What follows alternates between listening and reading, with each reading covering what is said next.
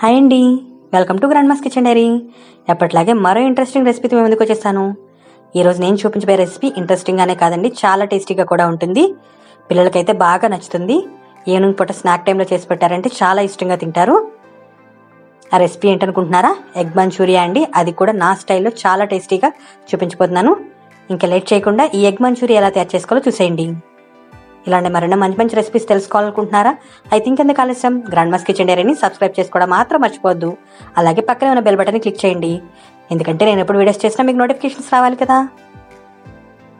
ఇంకా ఈ egg Manchuria ఎలా తయారు చేసుకోవాలో చూసేద్దామా? పదండి. ఈ ఎగ్ మంచూరియా తయారు చేయడానికి మనం ఎగ్ బ్యాటర్ని రెడీ చేసుకోవాలి. దానికోసం ఒక బౌల్ తీసుకుని ఇందులో టేస్ట్కి సరిపడా సాల్ట్, అలాగే పసుపు, కారం, గరం మసాలా, అలాగే కొంచెం పాలు పోసుకోవాలి.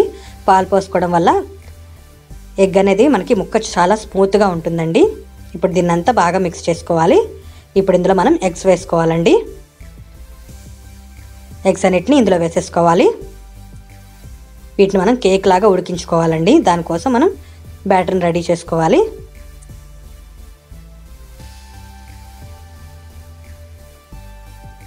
ఎగ్స్ అన్నిటిని ఇందులో వేసేసుకున్నాక బాగా బీట్ చేసుకోవాలి.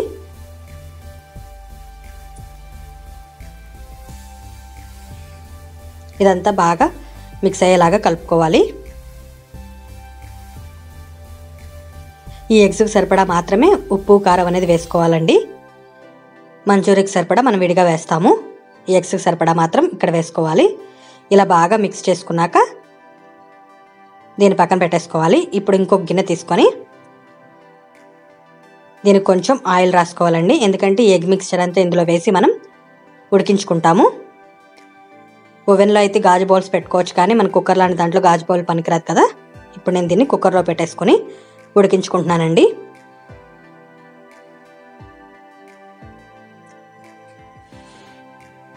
ఒక 10 మినిట్స్ సేపు సిమ్లో పెట్టుకుని ఉడికించుకున్నామంటే మనకి కేక్ లాగా రెడీ అవుతుంది. దానిని ముక్కలు కోసుకోవాలండి. చాలా రకాల మంచూరియాలు ఎగ్తో తయారు చేస్తారు, కాకపోతే ఇలా తయారు చేసుకోండి, చాలా బాగుంటుంది.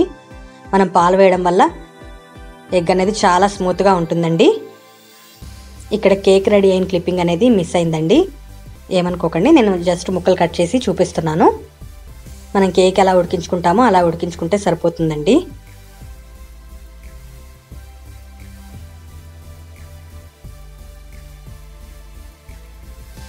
చూసారా, ఇలా ముక్కలుగా కట్ చేసుకోవాలి. చిన్న చిన్న క్యూబ్స్ లాగా అనమాట, పన్నీర్ ముక్కల్లాగా కట్ చేసుకోవాలి. మీడియం సైజ్ ముక్కలు అయితే మనకి మంచూరియా తినేటప్పుడు బాగుంటుందండి. ఇలా ముక్కలన్నీ కట్ చేసి పెట్టుకోవాలి. ఇలా మసాలా వేస్ట్ చేయడం వల్ల మనకి ఎగ్ తినేటప్పుడు కూడా చాలా టేస్టీగా ఉంటుంది. లోపలికి వెళ్ళి మసాలా అంతా కూడా బాగా వెళ్ళి టేస్టీగా ఉంటుందండి. ఇలా మీడియం సైజ్ ముక్కలు కట్ చేసుకోండి. ఇప్పుడు వీటిని మనం డీప్ ఫ్రై చేసుకోవాల్సి ఉంటుందండి. దానికోసం ఒక బ్యాటర్ రెడీ చేసుకోవాలి. ఇక్కడ నేను ఒక గిన్నెలో 2 స్పూన్ల మైదా పిండి తీసుకున్నాను, అలాగే 2 స్పూన్ల కార్న్ఫ్లోర్ తీసుకున్నానండి. అలాగే కారం, సాల్ట్, కొంచెం చికెన్ మసాలా వేసుకున్నాను. ఇప్పుడు కొంచెం వాటర్ వేసుకొని దీన్ని ఒక బ్యాటర్ లాగా రెడీ చేసుకోవాలి. మనకి దోశల పిండిలాగా రెడీ చేసుకోవాలండి, కొంచెం పల్చగా. మనం ఇందాక కట్ చేసి పెట్టుకున్న ఎగ్ ముక్కలు ఉన్నాయి కదా, వాటిని ఇందులో వేసుకొని మనం డీప్ ఫ్రై చేసుకోవాల్సి ఉంటుంది. అప్పుడు మంచూరియా అనేది చాలా టేస్టీగా ఉంటుందండి, ఇలా డైరెక్ట్గా చేసే కంటే కూడా. ఈ ముక్కలన్నీ ఇందులో వేసేసుకున్నాం కదా. ఇప్పుడు డీప్ ఫ్రైకి సరిపడా ఆయిల్ పెట్టేసుకోవాలి. ఆయిల్ వేడెక్కాక మనం ఇందులో బ్యాటర్లో కలిపి పెట్టుకుని ఒక్కొక్క ఎగ్ పీస్ అనేది వేసేసుకోవాలండి. ఇలా అన్ని ముక్కలు ఇందులో వేసేసుకోవాలి. మంచి గోల్డెన్ బ్రౌన్ కలర్ వచ్చేంత వరకు వేయించుకోవాలండి. స్టవ్ అనేది మీడియం ఫ్లేమ్లో పెట్టుకొని వేయించుకోండి. తొందరగానే వేగిపోతాయండి, ఎందుకంటే ఆల్రెడీ ఉడికిపోయినాయే కదా.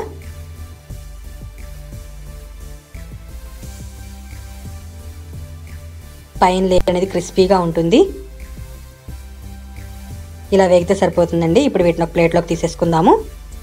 టిష్యూ మీద తీసుకోకండి, విడిగా ఒక గిన్నెలో తీసుకోండి, ఎందుకంటే మంచూరియాలో వేస్తాం కదా, ఆ సాస్ అంతా కూడా ఆయిల్ ఉంటేనే పట్టుకుంటుంది.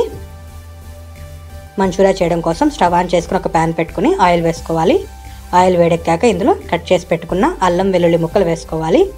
అల్లం వెల్లుల్లి పేస్ట్ కాకుండా అల్లం వెల్లుల్లి ముక్కలు వేసుకోవాలండి. వీటిని ఫ్రై చేసుకోవాలి. ఇలా చిన్న చిన్నగా కట్ చేసుకోండి, మనకు తినేటప్పుడు అక్కడక్కడ తగులుతూ ఉంటాయి. తగిలినట్లు ఉంటే చాలా బాగుంటుంది. ఇప్పుడు ఇందులో సన్నగా కట్ చేసి పెట్టిన ఉల్లిపాయ ముక్కలు అలాగే పచ్చిమిర్చి కూడా వేసుకోవాలి. వీటిని కూడా ఫ్రై చేసుకోవాలి. ఇవన్నీ చేసేటప్పుడు హై ఫ్లేమ్లో పెట్టుకుని చేసుకోండి. మరీ బాగా ఎర్రగా వేగక్కర్లేదండి.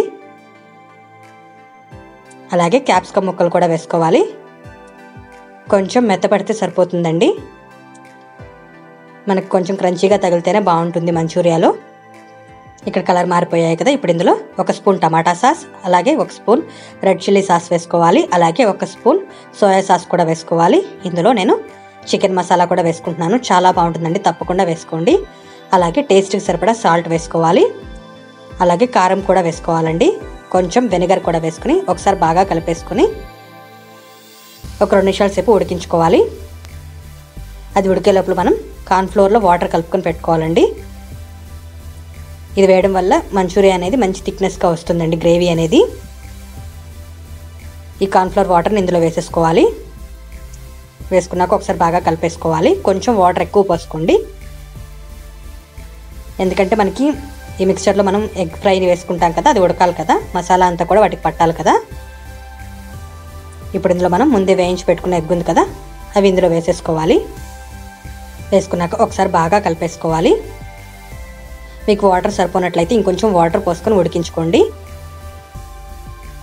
మనకు కొంచెం గ్రేవీగా ఉంటేనే బాగుంటుంది. అలాగే ముక్కలకు కూడా మనకి గ్రేవీ అంతా మసాలా అంతా కూడా పట్టాలి కదా. మరి ఇంత డ్రైగా ఉంటే బాగోదండి. కొంచెం వాటర్ వేసుకోండి. వాటర్ వేసుకున్నాక ఒక 5 మినిట్స్ సేపు సిమ్లో పెట్టుకుని ఉడికించేసుకోవాలి మూత పెట్టుకుని. ఈ ముక్కలకు లోపలికంతా కూడా మనకి సాసులు వేసుకున్నాం కదా, అవన్నీ కూడా బాగా పడతాయి. లేదంటే బాగా డ్రైగా అయిపోతుంది, ముక్కలకి మసాలా అంతా బాగా పట్టదు. కావాలనుకుంటే ఇది డ్రైగా కూడా చేసుకోవచ్చండి, దగ్గరికి ఉడికించేసుకోవచ్చు, అప్పుడు డ్రైగా వస్తుంది. కొంచెం సాసులతో తింటే బాగుంటుంది కదా, అందుకని నేను గ్రేవీగానే ఉంచాను.